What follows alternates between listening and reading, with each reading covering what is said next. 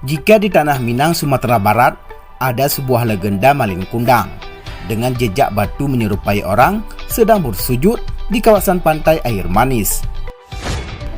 Di Aceh, ada legenda Tuan Tapa dengan jejak tersohor berupa tapak kaki raksasa selebar 2,5 meter dan panjang 6 meter di Gunung Lampu, Tapak Tuan.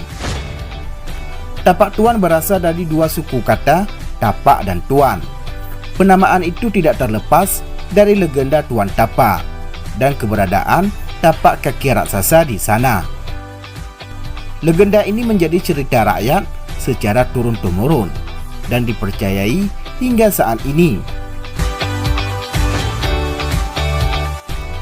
Rekan sahabat Hasan News yang budiman, sebelum lanjut, mari tekan subscribe, like dan share agar sejarah Aceh lebih terpandang di mata dunia. Dahulu hidup seorang petapa sakti bertubuh raksasa bernama Ceh Tuan Tapa.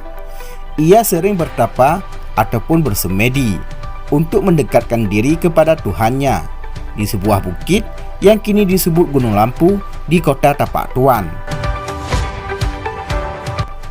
Suatu ketika, ada sepasang naga dari daratan Tiongkok menemukan bayi perempuan manusia dengan tanda tai lalat di perut, terapung sendirian di tengah lautan Samudra Hindia.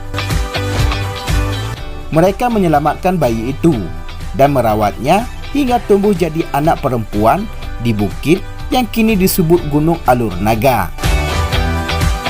Beberapa tahun berlalu, keberadaan sepasang naga dan anak perempuan itu sampai ke telinga raja dan permaisuri Kerajaan Asaralanoka, sebuah kerajaan di kawasan Samudra Hindia. Raja dan permaisuri itu kehilangan anak perempuannya ketika berlayar di Samudra Hindia beberapa tahun silam. Mereka curiga anak perempuan yang dirawat kedua naga merupakan anak mereka. Mereka memintanya kepada kedua naga, tetapi ditolak. Mereka pun membawa lari anak perempuan itu ke kapal dan pergi menyusuri lautan.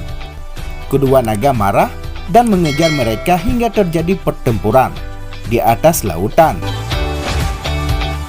Pertempuran itu mengusik persemedian Tuan Tapa.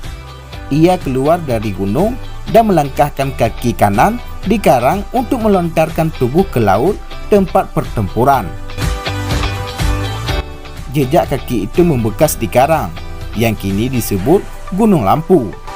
Tuan Tapa berniat menyelamatkan anak perempuan itu agar tidak menjadi korban pertarungan tersebut. Ternyata hal itu membuat marah kedua naga dan terjadi pertarungan antara Tuan Tapa dan kedua naga. Singkat cerita, pertarungan dimenangi oleh Tuan Tapa dan kedua naga tersebut tewas.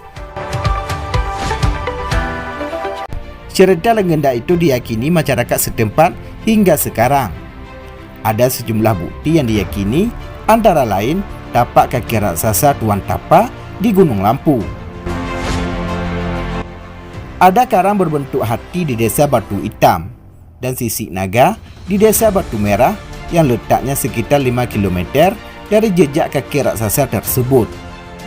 Konon itu bekas potongan tubuh naga jantan yang kalah bertarung.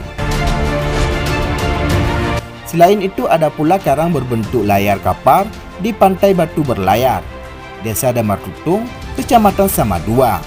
Konon itu sisa kapal raja dan permaisuri Kerajaan Asaralanoka yang hancur ketika pertempuran.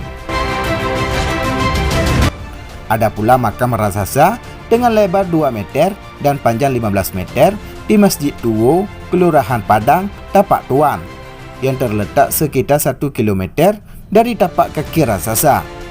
Konon makam ini tempat peristirahatan terakhir ataupun tempat menghilangnya Tuan Tapa seminggu setelah pertarungan. Legenda Tuan Tapa, terutama jejak kaki raksasa itu, menjadi daya tarik pendatang ataupun wisatawan ke Aceh Selatan sekarang ini.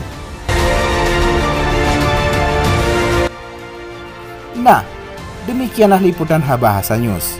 Lantas, apa pendapat kamu tentang legenda Tuan Tapa ini? Nyata atau cuma fiktif belaka? Tulis komen kamu di kolom komentar.